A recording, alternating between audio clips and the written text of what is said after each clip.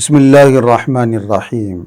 محترم ناظرین، ہم میں سے ہر شخص کی خواہش ہے، تمنا اور آرزو ہے کہ وہ جنت میں چلا جائے۔ ہمارے سارے اعمال کا خلاصہ، لب لباب اور ہماری ہر نیکی کا مقصد یہی ہے کہ اللہ رب العزت ہم سے راضی ہو جائیں اور ہمیں جنت میں ٹھکانہ مل جائے، جنت میں ہمیں اللہ رب العزت ایک مقام عطا فرما دیں، اعلیٰ درجات عطا فرمائیں۔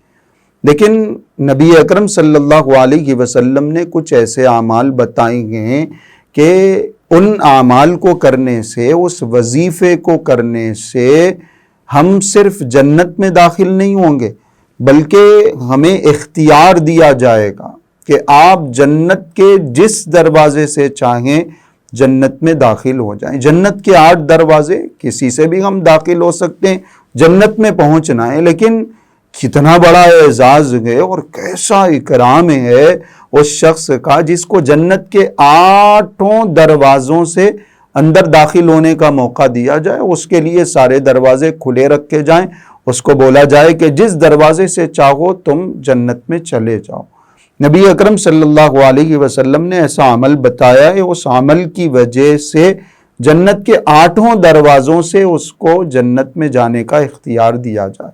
آپ علیہ الصلوۃ والسلام نے ارشاد فرمایا، صحیح مسلم کی روایت ہے کہ جو شخص اچھی طرح وضو کرے، یہ ایک کام اچھی طرح وضو کرے اور پھر وضو کرنے کے بعد وہ کلمہ شہادت پڑھے، اشہد ان لا الہ الا اللہ وان محمدن عبد اللہ ورسولہ۔ تھوڑے سے کلمات بدلے ہوئے ہیں، جو ہم کلمہ شہادت پڑھتے ہیں تھوڑے سے بدلے ہوئے ہیں، لیکن حدیث کے الفاظ یہی ہیں، اشہد ان لا الہ الا اللہ وان محمدن عبد اللہ ورسولہ۔ وضو اچھی طرح بنانا اور یہ کلمہ پڑھنا، بس یہ 2 کام کرنا ہے۔ آپ علیہ الصلوۃ والسلام نے ارشاد فرمایا، فتحت لہ ابواب الجنت الثمانیۃ، اس کے لیے جنت کے 8 دروازے کھول دیے جاتے ہیں۔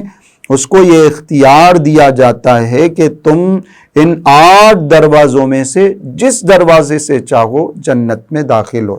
ہم وضو تو بناتے ہی ہیں، لیکن وضو بنانے کے ساتھ ساتھ اگر یہ خیال رکھا جائے کہ وضو اچھی طرح بنائیں اور وضو بناتے ہی اگر ہم یہ کلمات پڑھ لیں تو اللہ رب العزت کی طرف سے ایسا شاندار انعام قیامت کے دن ہمیں ملنے والا ہے۔ جو نماز پڑھنے والے ہیں، جو وضو کا اہتمام کرنے والے، وہ اپنے اعمال میں یہ عمل بھی شامل کر لیں۔ انشاءاللہ جنت ہماری یقینی ہے، پکی ہے۔